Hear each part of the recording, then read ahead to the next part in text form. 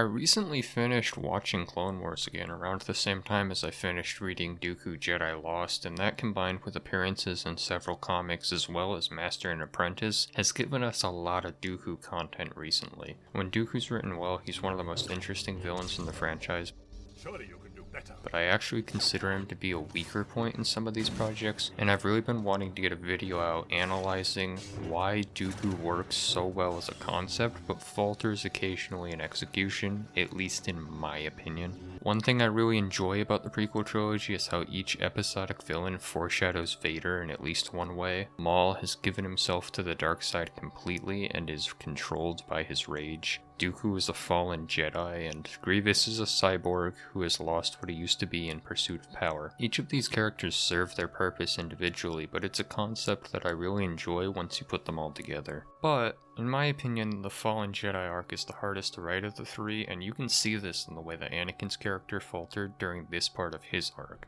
One of the common complaints about the prequels before the release of Clone Wars was how quickly and slightly unbelievably Anakin went from hero to villain. No matter how well and how efficiently you hit all the major plot points in the movies, a fall from that height of greatness to that depth of villainy is hard to sell in just a few short hours, and it wasn't until Clone Wars came along with its much longer runtime to smooth things over that Anakin's arc became fully fleshed out and believable. Unfortunately, Dooku's fall was before Episode 2, and that is an era with surprisingly little content.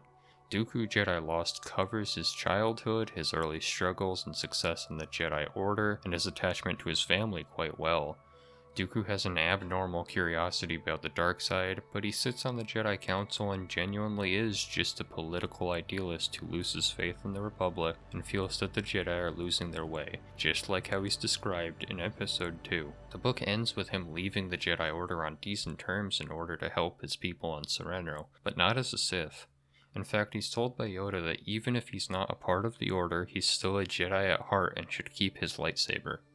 After this, we don't see much of Dooku again until it's the event of Episode 2, and specifically we see him in one of the most interesting scenes in the entirety of the prequel trilogy. I could probably make an entire video just analyzing this one scene, and I'm pretty sure other people have, but one of the most interesting things about it is the complete lack of context surrounding a lot of Dooku's statements. Everything he says about Sidious is true, but his motivations for revealing this information are unclear at best. It's safe to say he's trying to manipulate or confuse Obi-Wan, but that doesn't mean he has purely bad intentions. His regret over Qui-Gon's death, for example, while certainly exaggerated for effect, is also likely at least partially sincere. This scene goes a long way in establishing a bit of nuance to the so-called villain, calling into question Dooku's primary motives and where his true loyalties lie, especially when you factor in his decidedly non-standard behavior, in Sith terms, for the rest of the movie. Dooku lacks the yellow eyes and uncontained rage shared by every other out-of-control Sith we see, and even restrains himself by wounding Anakin and Obi-Wan rather than killing them in cold blood at the end of the movie.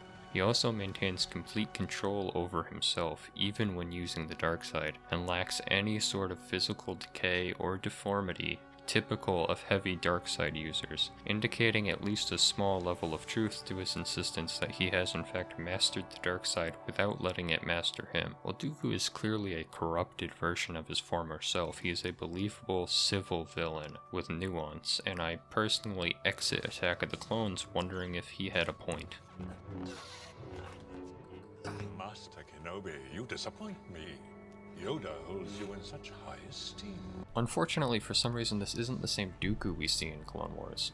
Clone Wars era Dooku comes across as a cold-blooded, purely evil Sith Lord who has failed to retain even a scrap of his former Jedi roots. Clone Wars does shockingly little to develop Dooku as a multifaceted character, showing little of his personality, his motives, or his general character arc. The Count is one of the few characters in the show to change very little throughout the whole war, and I'm left feeling that his characterization is by far the least impressive part of an otherwise obviously exceptional show. His voice acting, dueling, and general concept are still there, and I enjoy the arcs showing the difference between his public persona and his true self, but it doesn't do a whole lot to explain how his true self became so far removed from the public persona, which so closely resembles the way he used to be before joining the Sith. I sense Dooku's dirty hand in all of this.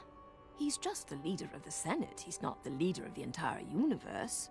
Oh, I forgot. You actually admire the man. We'll never entirely agree on Dooku, my old friend. The best line of character progression in the entire show that Dooku gets is after his own death, when Maul describes him. At the time, I thought Dooku was an old fool, but now I see. He and I are the same. One step behind. That's something you very much see in his death scene in Episode 3, as he dies completely shocked by Palpatine's betrayal. One final reminder that Dooku is not a pure evil Sith, seemingly taking concepts from his Jedi youth like loyalty for granted.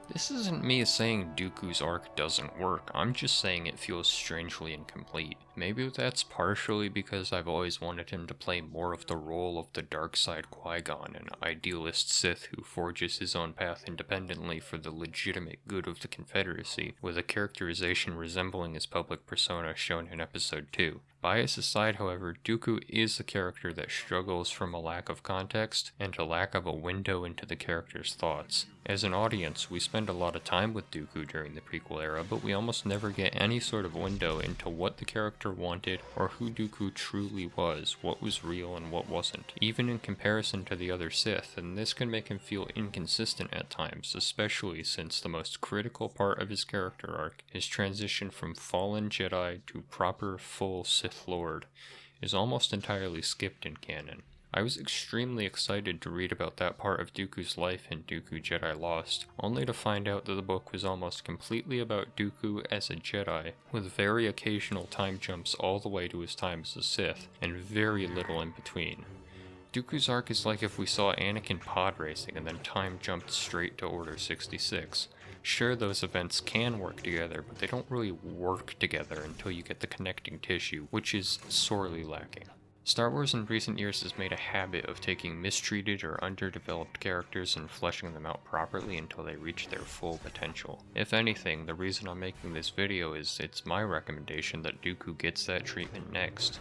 I think that what we've seen of the character so far is extremely enjoyable, and he would benefit a lot from the additional connecting tissue that he's currently lacking.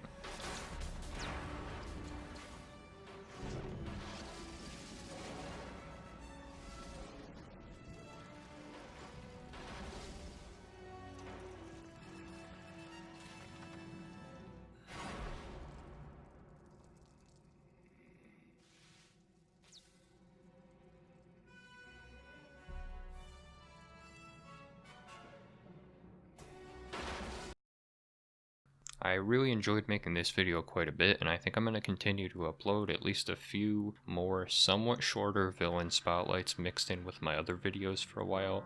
The next one looks like it's going to be about the Sith brothers, but let me know if you have any other recommendations as well as any feedback about this video or just your own thoughts on Dooku as a character. You can also catch me live on twitch.tv/tlee, where I've been streaming some games I want to make videos about in the future.